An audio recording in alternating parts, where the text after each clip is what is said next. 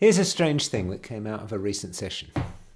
When solving a problem requires influencing others, being open to influence oneself is often the most effective strategy.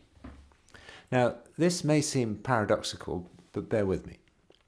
The example we were working on in the session was the deployment of some new technology into a group in India.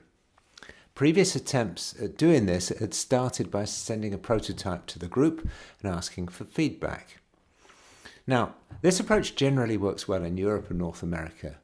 Engineers receiving kind of new toys on these continents tend to like the game. They play with the tech, they enjoy the interaction with the developers, they suggest new improvements, receive updates, and so on, okay?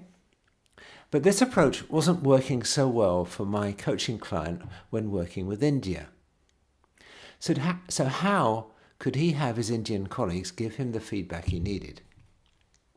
In our session, we started off by reviewing known differences between cultures and how to adapt a Western approach to the Indian one.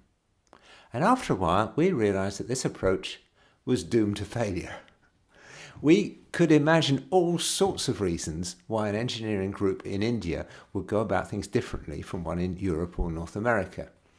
And we could imagine many possible solutions to the problems of getting their feedback on the prototype. But then we were stuck. Should all the possible solutions be tried in parallel? No, that was impractical and would lead to a lot of confusion. But if we tried the alternatives in series, it would take ages and exhaust everyone's patience. We started to make more progress when we imagined ourselves in the Indian group's shoes. We did a little bit of empathy practice. Perhaps they feel disenfranchised, constantly on the receiving end of ideas, strategies, and engineering prototypes coming out of Europe. But does the difficulty of getting feedback on the prototype have anything to do with the feeling of lack of control in the Indian group? Well, maybe, maybe not.